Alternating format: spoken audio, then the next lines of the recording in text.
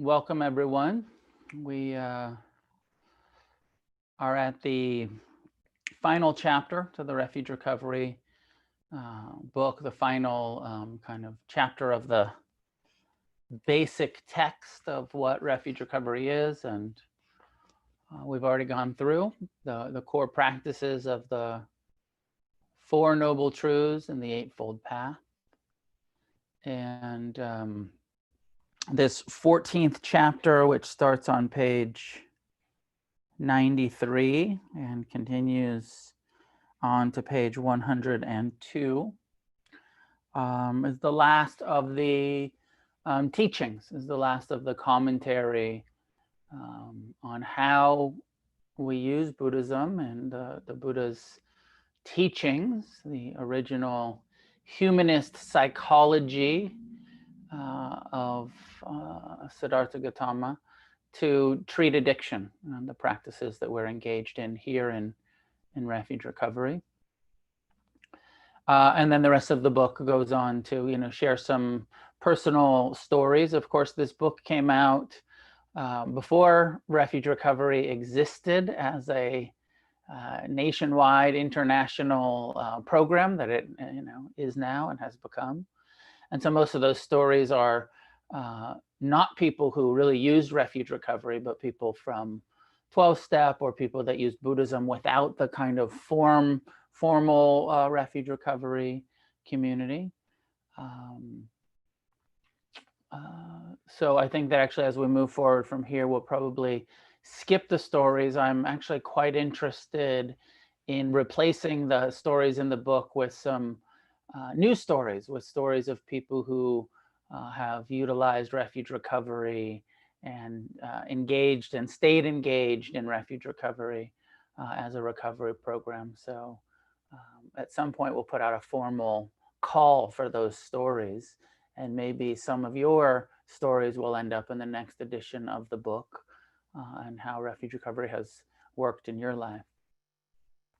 So we'll go through this chapter tonight and then have some dialogue. And then as we move forward, I was discussing with Joseph and Rachel earlier, I think that what we'll do is we'll skip the stories and we'll go to the meditations. And we'll do Thursday nights where we'll do the meditations that are in the book one at a time. And I'll guide them as they are written, as they wrote them in the book. And then we'll have an opportunity to meditate together on Thursday nights and have some discussion and some Q&A about these different Buddhist meditation practices and how to apply them and when to apply them. And hopefully I can be a resource for any questions or curiosity or discussion about these interventions for addiction and these processes of healing and awakening and recovering that we have here, these resources. So welcome, thanks for joining me tonight. And if you've missed the first 13 chapters, they should all be living, the recording should be living on the YouTube channel, Refuge Recovery World Services. You can go back and watch the previous ones. And then maybe after we go through this cycle, maybe we'll do it again. We'll see what we do next. But everything should be living there on the YouTube channel. You should have access to all of the discussion that we've had so far. Chapter 14, Breaking the Addiction. One of the problems we face as addicts is that we get comfortable. Even though we don't always like the reality of our situation, it becomes familiar. We don't like the dissatisfaction, the suffering, and the difficulty of life. We wish it were different, but we're also so comfortable in it. It's all we have ever known.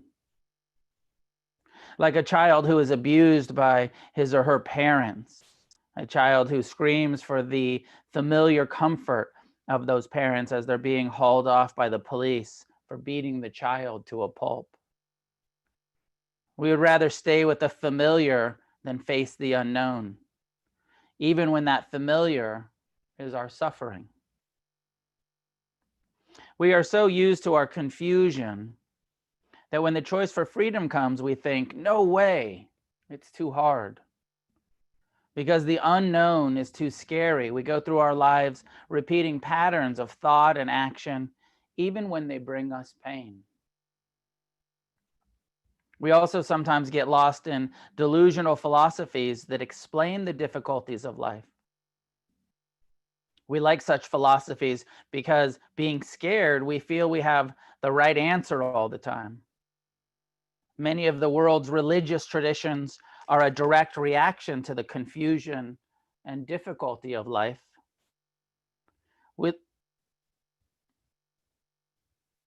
It is difficult to rest in not knowing. So we create the delusion of knowledge. Humans devise creation myths, psychological theories, cultural norms, political beliefs, and religions, all in a vain attempt to appease or control their core feelings of insecurity and uncertainty. What Buddhism offers that differs from most other theories is a direct experience of what is true. Buddhism doesn't ask for blind faith or belief. It offers a practical path to walk. We cannot find freedom by thinking about it with an untrained mind. The untrained mind is not trustworthy. It is filled with greed, hatred, and delusion. Only the mind trained in mindfulness, friendliness, and investigation can directly experience the freedom from suffering that will satisfy the natural longing for security. This is the wisdom of insecurity. We can see the manifestation of this fear of the unknown in relationships. We go through our lives attached to our familiar suffering by getting into the same type of unsatisfactory relationship again and again. How many times do we have to fall in love with someone just like mommy or daddy before we acknowledge the pattern of seeking love as an attempt to heal an old wound? Does it ever really work? With mindful investigation, we can see for ourselves what our patterns and habitual reactions are. And from that place of true knowledge, we can then begin to choose our responses, actions, and partners more wisely. Life doesn't have to be so unsatisfactory. This is the good news. There is a cause to our confusion and suffering. It is our relationship to craving. And that cause can be altered to bring about a different effect. Notice that here we don't say it's craving itself that's the problem. That's just a natural phenomena of the conditioned heart-mind. No, the problem lies in our addiction to satisfying the craving. We all experience craving. When we have a pleasant experience, we crave more of it. We wish for it to increase or at least last. When we have an unpleasant experience, we crave for it to go away. We feel the need to escape from pain, to destroy it, and to replace it with pleasure. This is especially true for the addict, who has set in motion a long-term habitual reaction of avoiding pain and creating pleasure with substances or behaviors that he or she became addicted to. We are addicted to pleasure, in part because we confuse pleasure with happiness. We would all say that deep down, all we want is to be happy. Yet we don't have a realistic understanding of what happiness really is. Happiness is closer to the experience of acceptance and contentment than it is to pleasure. True happiness exists as the spacious and compassionate heart's willingness to feel whatever is present. Though pleasure is in no way the enemy in our search for happiness, it comes and goes. When it's here, we tend to grasp at it. When it's gone, we want more. That addiction is the untrained heart-mind's natural reaction to anything pleasurable. This is clear in the Buddha's second noble truth. The cause of suffering is craving for pleasure. Though we speak of ourselves as addicts, drug addicts, sex addicts, alcoholics, food addicts, what we are really addicted to isn't the substance or the behavior, drugs or sex or food or alcohol, but our own minds. We are addicted to that part of the mind that craves, that says we must satisfy this desire or that. Even in the 12-step recovery programs that view addiction as a disease, it is said that the drugs and alcohol are only a symptom of an internal imbalance. That's why we say that our relationship to craving is the problem, not the substances or behaviors themselves. We have all paid the price for that unwise relationship to craving. Most of the suffering in life is due to our addiction to our thoughts and cravings. We wander through life constantly craving more of the pleasant stuff and less of the unpleasant. This is the place where the spiritual practice of recovery comes in. The Buddha's against the stream principle tells us that it's counterinstinctual. It goes against our very human survival instincts to accept pain and not chase pleasure. It is a veritable internal battle, because breaking the addiction to our knee-jerk satisfaction of craving goes against our natural human tendencies. When life is uncomfortable, we naturally want to change. When life is good, we want things to stay as they are. It goes against our nature to stop trying to satisfy our craving, to allow the craving to be there without reacting to it.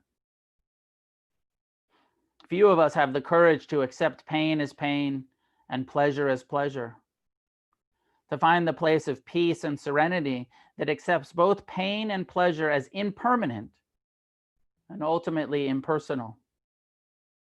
But our confusion may also go beyond the courage to train the mind. Other than Buddhism, few teachings even allow for the possibility of this kind of freedom. Most of us have a fantasy of spiritual awakening as being purely pleasurable all of the time. This fits right in with our craving for pleasure, but also with the creation of more suffering. The awakening of the Buddha within each one of us is the experience of non-suffering. Not suffering could be considered blissful in comparison to suffering, but that does not mean that it is pleasurable all the time. We have to let go of our fantasy of unending pleasure and the craving for a pain-free existence. That is not the kind of spiritual awakening that the Buddhist path of recovery offers. The important question then is, how do we break this addiction?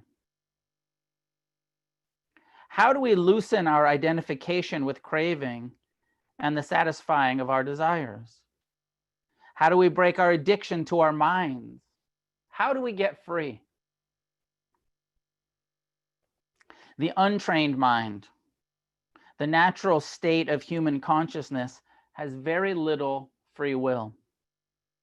We talk about free will, about freedom of choice, but without training the mind, we don't really have the ability to choose. We're actually slaves to or addicted to the dictates of the past, of our conditioning, of our karma, of our past actions. We don't have free will unless we bring mindful awareness to the moment-to-moment process of craving arising. The short version of this principle is that we have the ability to break our habitual addictive reactions through close attention to the mind and body. The foundational practice is paying attention to your mind, to our body, to our present time experience. It is hard to pay attention because we have to face some ugly truths and tolerate some discomfort. One ugly truth may be that our fear, lust, or anger is all we see in the beginning. Since the mind does not easily pay attention to the present, effort is necessary. The mind, which is all over the place from one moment to the next, has to be trained.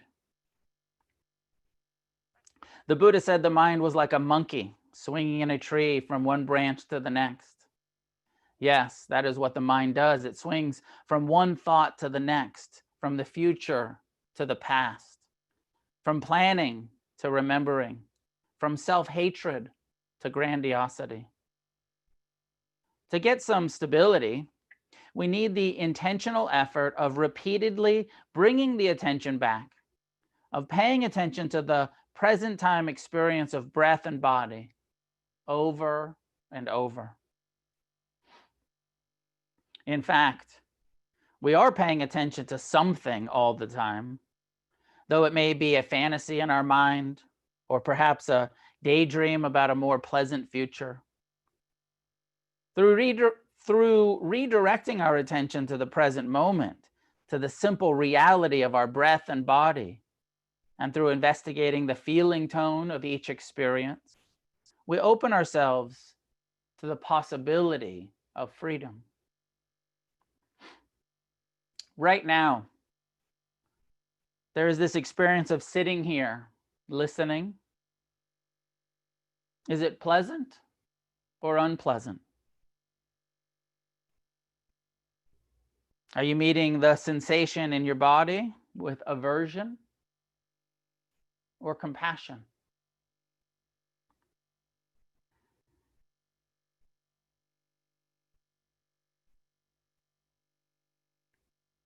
Bringing awareness to the feeling tone in this moment allows us to relax and release the aversion. Our habitual tendency when there is discomfort is to push it away. But the aversion to that discomfort seems to make it grow bigger. And pretty soon we begin squirming around or feeling that we have to run out of the room because sitting still is a pain in the ass. Awareness of the desire for things to be other than the way that they are is key. Thus, the first step in breaking the addiction is acknowledging the unsatisfactory nature of both pleasure and pain. We do this by being vigilant toward and aware of the presence of dissatisfaction, the desire for things to be different. Yet we also need to pay attention to moments of ease and well-being. The experience of non-attachment when the mind is free from suffering. We are usually hyper-vigilant when something is uncomfortable. Yet when it is pleasurable or peaceful, we often pay no attention, except when perhaps to think about how we're going to get more of that pleasure. Awareness of the lack of satisfaction and the craving for things to be different allows us to take the next step towards freedom. We can relax the clinging of the mind and body and simply accept that we feel a craving for more or less of something. We can ask ourselves, can I accept this moment? Can I accept this one moment at a time? Can I acknowledge that this is the way it is? And though I want things to be different, can I let go of that aversion and let things be the way they are. It is important to acknowledge this process as it unfolds by investigating it and acknowledging our feelings of craving. Our conditioned tendency is to push or pull, grasp or run.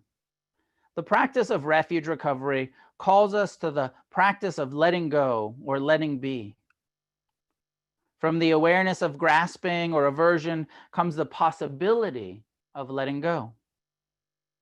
With the trained mind, we can release our mental or physical grip, because all things that have arisen will pass.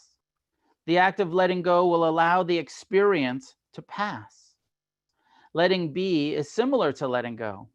It means letting the experience and all of the feelings it engenders to be present the way that it is, accepting the experience as unsatisfactory, impermanent, and impersonal.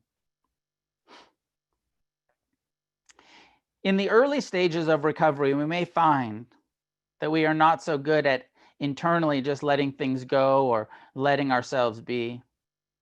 But with time, we will become able to tolerate unpleasantness without externalizing it or acting on it. For example, we won't have to say the angry words. We may still experience the anger or fear, but we will gain the ability to pause and to respond with compassion rather than react with angst. The Buddha suggests that once we have acknowledged our clinging or our aversion, if we can easily let it go, we should try to redirect our attention to something else, to another place in the body that is not painful. For example, during meditation, if there is a pain in your left knee and you feel aversion to it, but can't accept or tolerate it, redirect your attention somewhere else. Try, for example, bringing the attention back to the breath. Another level of our practice that addresses craving is inquiry. We can investigate what is going on. What is underneath this desire, more or less? What is motivating or fueling this aversion? Why is this thought pattern being played over and over again? When we really start to investigate our aversion, anger, or lust, we almost always find that what is fueling it underneath is fear. A base level fear that we are not going to get what we want or are going to lose what we have. Sometimes it even manifests as a fear that we won't be able to tolerate the fear. Underneath our ego and anger and lust is often the insecurity of fear, which we find when we investigate. Once we recognize it as fear, we can reflect on the fact that fear is not an excuse for inaction. We can then take the next breath and the next action and learn to live with fear as a constant companion. If we lived our lives taking only actions when fear was not at play, we would do very little. We certainly never would have started meditating in the first place. Almost every time we do something new, some fear arises, but it is not a problem, just an old familiar companion. In fact, for recovering addicts, the wisdom of insecurity becomes one of our greatest teachers. Another level of inquiry is to look closely at our mind to see who is experiencing this fear. Whose fear is this? Is it mine? Sometimes it becomes clear that the voices of fear are not even our own. We are hearing our parents, teachers, friends, or enemies. We have incorporated those voices into our psyche and have believed them our whole life, thinking that the feelings and thoughts of fear were somehow personal. On a deeper level, we investigate who is really experiencing all this craving. It's really just the mind, isn't it? It's just more impermanent thoughts arising and passing. If neither letting go nor investigating works, another skillful way to address craving is to attempt to replace it by actively reflecting on love, courage, kindness. Since negative mind states are still just mind states, we can try to replace them with positive mind states. The loving kindness meditation practice is designed for this. Becoming aware of what we are addicted to and becoming committed to getting free from our misidentification with and our addiction to our minds, thoughts, and feelings require a level of renunciation, a level of being honest with ourselves and realizing that we keep doing the same thing over and over, and the outcome is unsatisfactory every time. Part of our work in recovery is to break the denial of believing that things are going to be different this time, and then beginning to change our inner and outer actions. Here's a simple story that points to the process by which these changes are often made. It takes place in 5 phases or chapters. We are walking down the street and we fall down in a hole. We don't know what happened, and it takes us a long time to get out of that hole. Number 2, the next time we walk down the same street, we know that there is a hole there, but we're still attracted to it. And we get curious and we fall in again, but this time it takes us less time to get out. Number 3, the next time we walk down the same street, we know that there is a hole there, but we're pretty sure we can jump over it. And we try to jump over, but fall in again. Number 4, the next time we walk down the same street, we know the danger, but we're still curious. So we walk up to the hole and look in thinking, damn, that's a deep hole. But this time we don't fall into it. This time we carefully walk around it. Number 5, finally, we choose to walk down a different street, deciding that we won't walk down that old street anymore because we know there's a hole there. On the path of recovery, we need to have that 5th level of renunciation, a commitment that we're not going to walk down the streets of intoxication and indulgence anymore. Of course, it isn't so simple. Our habits and grasping are so deep, but it all starts with the intention to change, to find new ways of relating to our mind. All this points towards breaking the addiction to pleasure and the aversion to pain.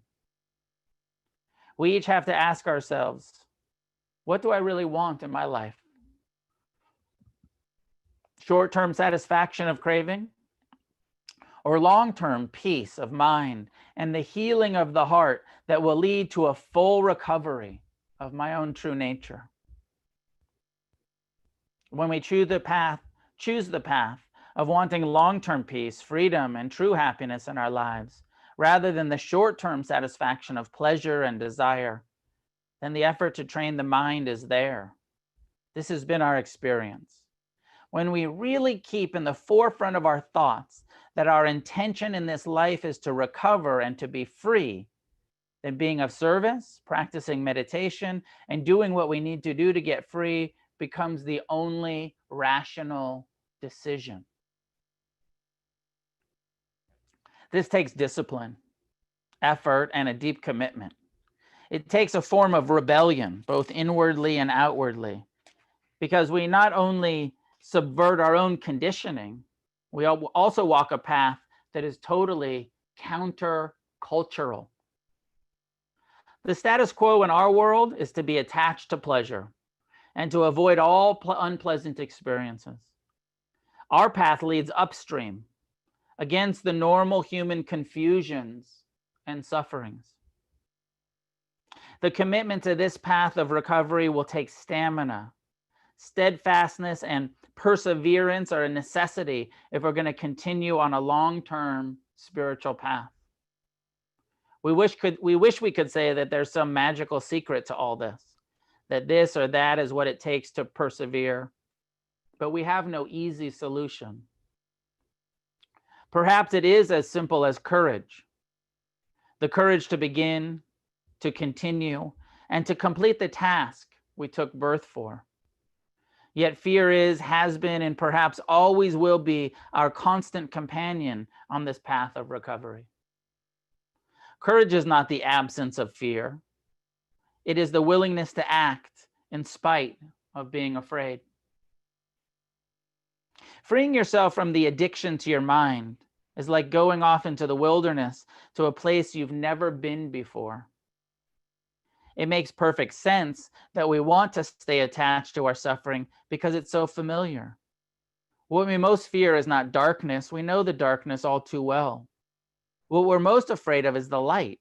The light of freedom shines from the unknown, undiscovered truths of compassion, kindness, appreciation, forgiveness, and the wisdom to respond with care and understanding to all beings. But like any arduous journey that feels like it will never end, the path of recovery has both rewards and a destination. Along the way, as we face our fears and confusion, we begin to realize that the process is perfectly safe and well worth the effort to persevere. The closer we get, the less scary it becomes. And when we make it through the dense forests, we can enjoy the views from a higher elevation on the path.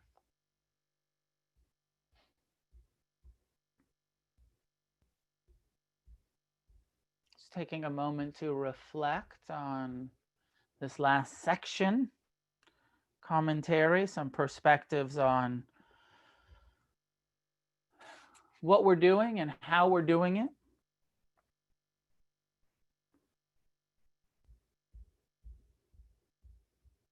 And my question for you is, does it make sense? Can you get your mind around it? Are there parts of this process, of this perspective, of this teaching, of this recovery program that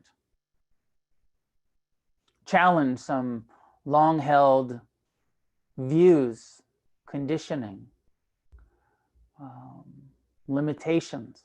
Are there parts of this Buddhist teaching that feel like they don't fit for you, or that you don't quite understand? Or so I'm here as a resource to share my understanding and perspective with you. If you'd like to ask a question or make a comment about this perspective of breaking our addiction to habitually satisfying our cravings, breaking our addiction to pleasure, our addiction to avoiding pain. And that we have this ability, and that it takes discipline and perseverance, as this chapter points to over and over. So what are your thoughts? You can raise your hand in your window by pushing the little raise hand button, and then I can call on you. Or you can put a question into the chat if you'd rather not speak it out loud.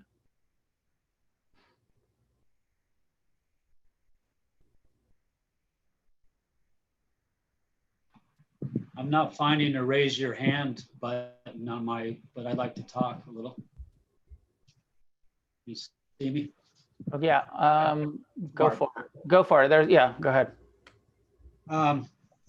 Chapter is really hitting home to me, especially right now. You know, I've known you for quite a while, but I spent the first 3 months of this year back in jail. I got out of jail in April, and I've been involved in the recovery community since 1986, so for 34 years. I've had long-term recovery, and I've had short-term recovery. You know, I'm really convinced. I mean, this thing about the hole in the street, you know, I'm kind of like right at 4 and 5, even after all these years. I've always gone back to the 12-step programs, and I kind of started getting into this Refuge recovery only within the last 3 or 4 years, I guess, but it's been very limited. It was when I was working at a treatment facility in Huntington. I used to take my clients to a little yoga studio, and we did some Refuge recovery there. And, you know, like Joe Bull and his wife and all of them were involved in that. But the thing is that I have never relapsed when things were going bad. It's always when things were going good. I kind of lost that. I don't know exactly how to say it. It's like there was never that thought before the first drink. It was like something that just kind of subconsciously happened to me. So I know that there's a need for a retraining of my mind. You know, in my growing up, there was a lot of abuse in my childhood. I was always looking for something to escape that pain and, you know, to get out of that. And drugs and alcohol always seemed to work for a short time. But after a certain amount of time, my solution became my problem one more time. You know, this time it was very short. It was a matter of, you know, it hadn't become a real problem. My drinking hadn't become a real problem, but I got arrested at 2 o'clock in the afternoon, 2 blocks away from my house, driving to the liquor store to get more booze. And I had a lot of time to sit in jail and reflect on what's going wrong. Why isn't recovery working for me? And I don't know. I just I'm like, you know, right on that 5th step. Finally, I really feel like I need to walk down a different street. You know, I don't know. I know my ego and all those things get in the way, but really, I'm in fear that my subconscious mind, the things that I'm not actually thinking about, take me out. You know, I've been falling asleep ever since I got out. I've been falling asleep with like some of your talks on in the background as I fall asleep, trying to cleanse my subconscious mind, you know, Yeah. with something different. And this time it's feeling different. I can't see going through this one more time, starting all over from the beginning one more time. I've created a lot of wreckage. I won't be able to drive for quite a while. I went into jail. There was no pandemic. I came out into a pandemic. Trying to find employment with my situation has been almost impossible at this point. Thank goodness I have family. My sister gave me a place to live, and I've been able to be of service with her. She's getting ready to move into a new house. So I've been able to do things around here to help her get ready for that move. And when we go to her new house, there's some things that I can do to help her. But I've spent hours and hours online trying to find a different path, you know, and this is one of those different paths. So I don't know. Mark, good to see you and welcome. And I really heard what you're saying about that sort of lack of awareness. All of a sudden, you know, the thought arises and we're not even paying attention to it, and we're just obeying the mind. And I think that, you know, without mindfulness, that's what, you know, there's that whole piece in this chapter of like, how much free will do we actually have without training our minds? And most recovery processes don't give us this tool of intimacy with our own minds. And if anything, they actually encourage us to ignore ourselves as much as possible and constantly help others. And we never develop the sort of intimacy with our own mind. And this is where, you know, Buddhism says, no, you have to have an intimacy and an awareness in order to stop the habitual actions that the mind, you know, especially the alcoholic, the addict mind. So mindfulness will be a game changer for you. And I know you've been familiar with my work for a while, and with, you know, Buddhism, but it's applying it, right? It's that 11th step as the foundation. Like, I meditate every day so that I can become aware and I can break my addiction to obeying my own mind. because it'll get me drunk and locked up every time if I'm not vigilant about not being so identified and so addicted to my own mind. Most definitely. And I'll unmute back up after this, but I just want you to know, I was lucky. I was in jail and I was able to read Dharma Punks for the third time, and someone had a copy of Against the Stream. And my one thought was, I need to connect with Noah as soon as I get out, or shortly after I get out. I need to connect with Noah and make that commitment to the discipline that you're talking about. And I really appreciate you. You're welcome. And everything that you offer. You're welcome, and it's nice to see you. And as you, this will be a game changer for sure. And you still connect with your fellowship and all of those. That this thing about like walk down a different path was not a diss on the 12 steps. No, I know that. This was I'm balancing both of those. Yeah, no, this is much more a 12-step. Much more a kind of analogy of just our own habitual, tendencies. But there might be something there too. Yes. I do have both of those going on, so that's helpful as well. Great. Nice to see you. Thank you so much. You too. Joanna K. Oh, yes. Hi. Thank you very much. I am new, so unfortunately I missed the first 13 parts, which I'll have to see on YouTube. I did read the book in rehab. I think it was my 4th or 5th time in rehab this past year. And I did read the book, didn't remember it, read it again, even underlined stuff, and still didn't remember it. But I'm glad I'm attending these meetings. I really identified as far as it seems to be the theme this week that keeps coming up, like confusing the pleasure with happiness, because it was something that I spoke about. Because in a program that I'm in, it focuses just on the alcohol, and my thing is I shift my behaviors seeking that pleasure. And so whether it's through food or sex or over too much electronics, alcohol, it could be anything. I can shift because I don't know how to feel happy, and that just gives me that false sense of happiness. And then just like we read in the first chapter this week, when we seek that pleasure, it'll like my first thought is, that illusion or delusion, when I see people at the beach drinking, or I live in a very bar populated area, so everyone's outside drinking, and that's just a delusion, because it always leads me back to the same place of suffering every time, and I keep repeating that pattern. Part of it is trauma work that I'm doing and avoidance of that pain and not being able to sit with it comfortably.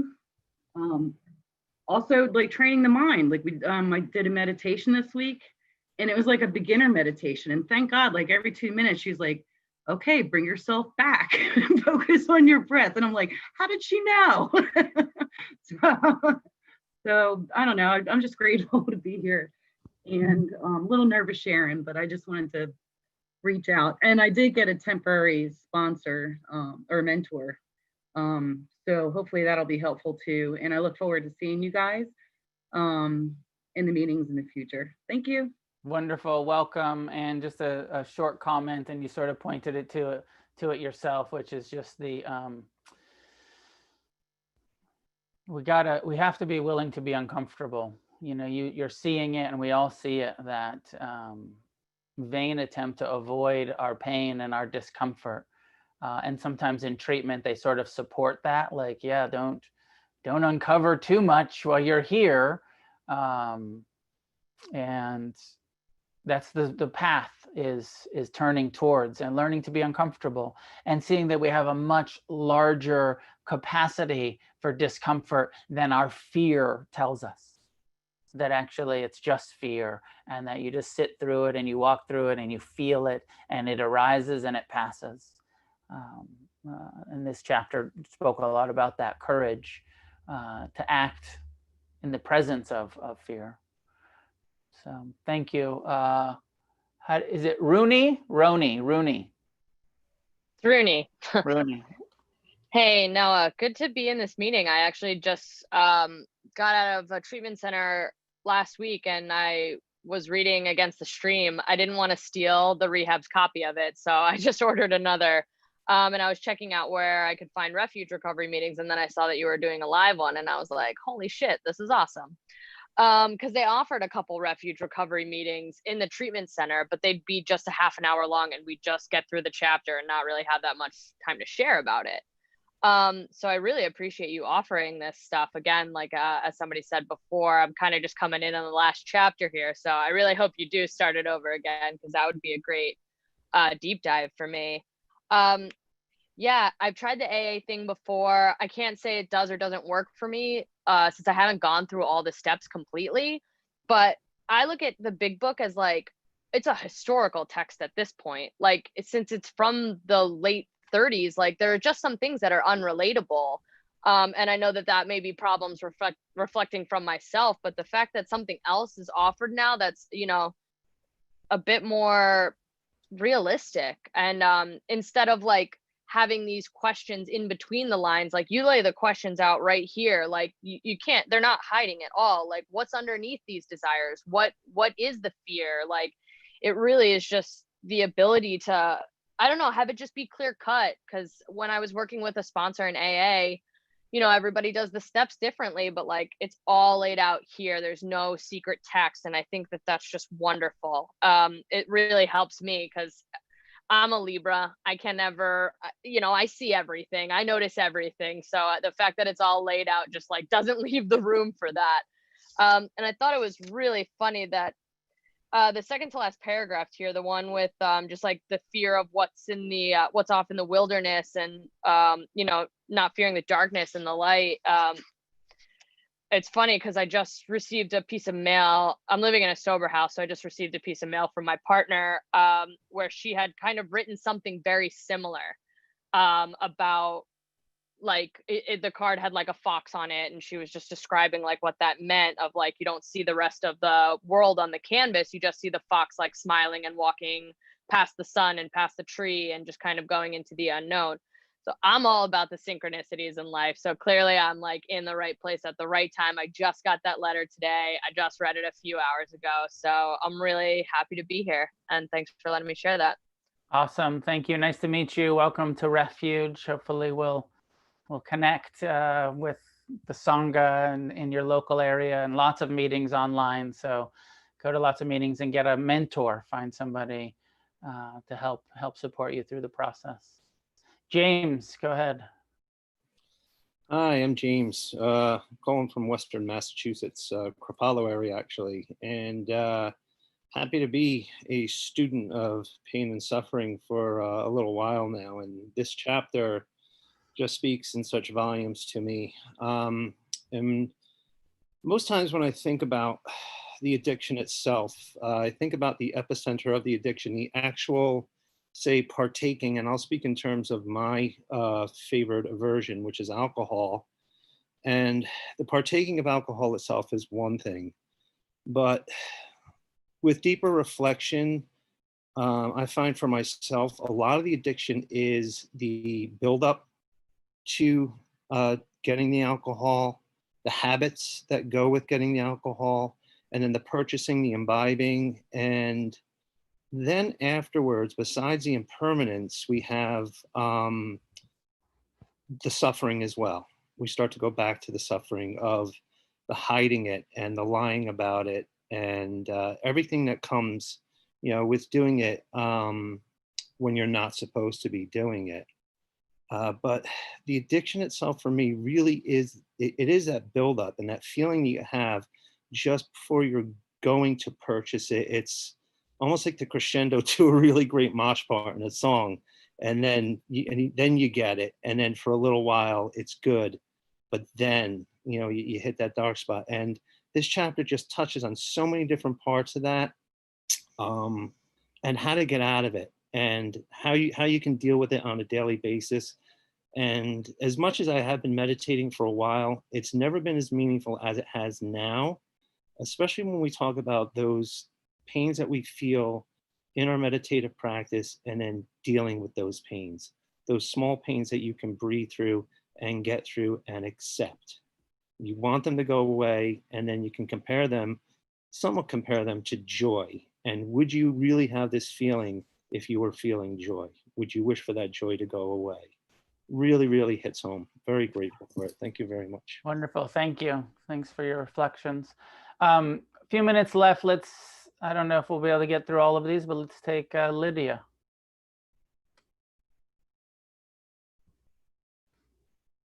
Hi, I'm sorry, I'm at work, so I couldn't get everything you said, or I got like maybe 10 minutes of it. And so I was thinking it was on the chapter 11 or chapter 13, the one after the path to heartfulness. Is it the breaking the addiction or breaking the mind? Is that the chapter that you're talking about? Yeah, we were on chapter 14, the final chapter. Chapter 14? Yeah. Okay, cool. Breaking the addiction. Breaking the addiction. I just wanted to like go home and like read it and still feel like I got to hear a little bit of it. So anyway, thank you. You're welcome.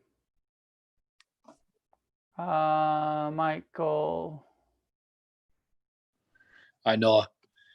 There was a part on page 97 that stuck out to me. It was right now, there is the experience of sitting here reading this book. Is it pleasant or unpleasant? Are you meeting the sensations in your body with aversion or compassion? And it was like reading this chapter was like a struggle with default mechanisms and new teaching.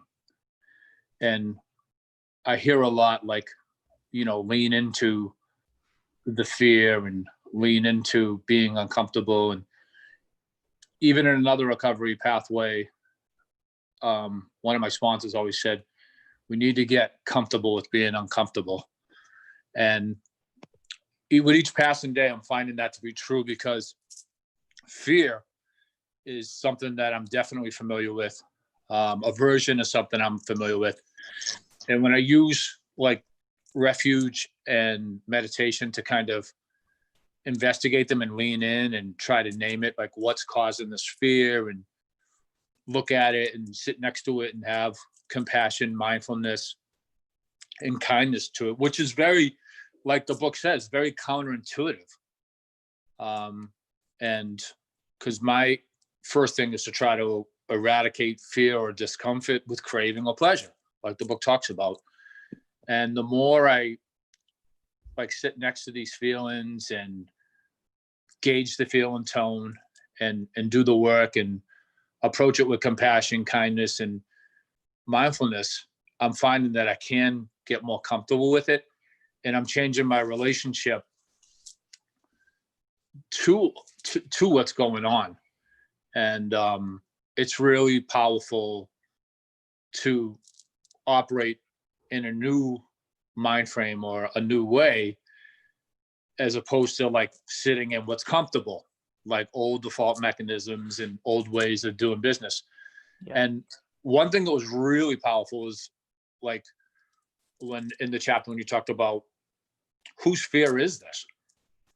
Like that really hit me hard. Like, is it our family's fear? Is it, you went on a list of, where that comes from and how deep that can run and how far back that can go. And that really, I really took a look at that, and it makes a lot of sense to me.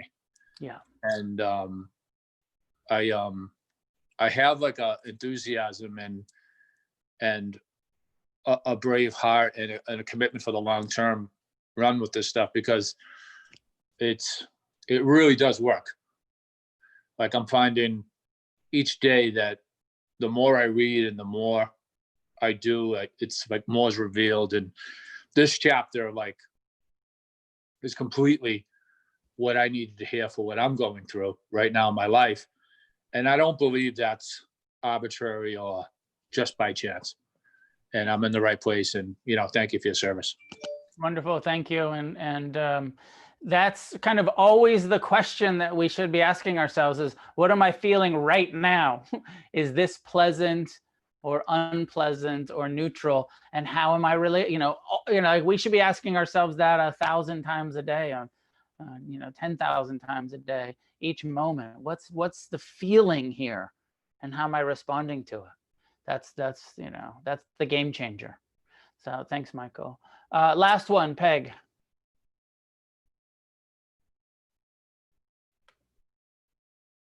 Unmute. There we go. There you go. Sorry. Yeah, first time tuning into this series too, and I appreciate, and it's nice to hear you live, Noah. I've got some long-term sobriety, started in 12-step programs, and I'm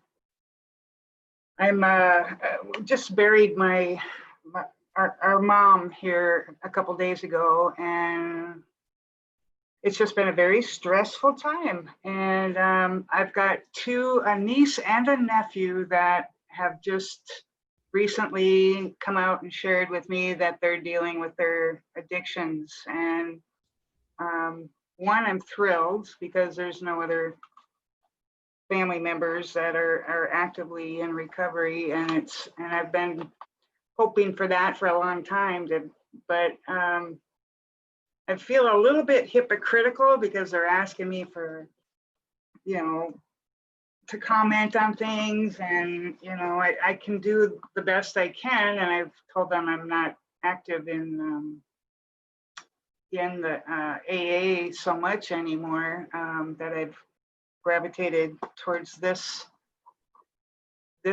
principles in Refuge recovery, and I'm hopeful that they'll be able to explore and be open-minded to explore an option that fits for them, whatever that is. But I know just in my own personal recovery, I have no desire to drink or drug today, and I'm very grateful for that. And but I've been coasting here, and I know that those things are always waiting if we don't take care of ourselves. And what was really important for me to hear today is that effort is necessary. And to get stability, we need the intentional effort of repeatedly bringing the attention back.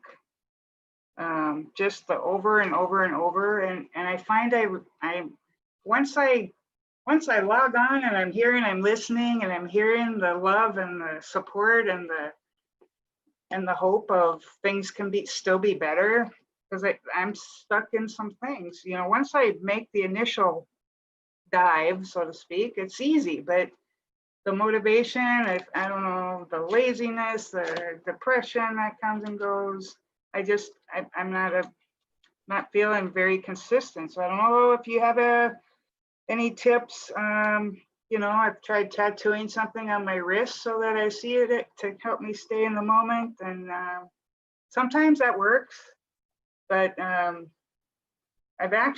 I have done is set my alarm on the hour for a couple times throughout the day to just help me get back to where I'm at, and just a reminder. But if anybody else has any suggestions on staying motivated, I know we just got to keep showing up, and maybe I'm trying to self-will that instead of asking for some help with some energy to be more directed to that. That's all. Thank you. Thank you. Thanks, Peg, and welcome.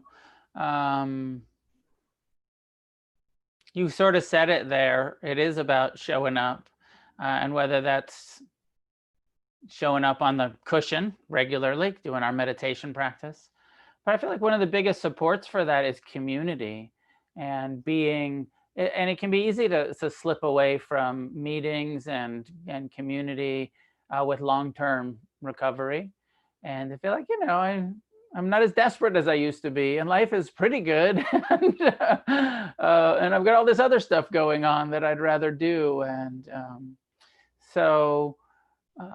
this is one of the principles of Refuge, and certainly of the Buddha, which is to take refuge in Sangha and community.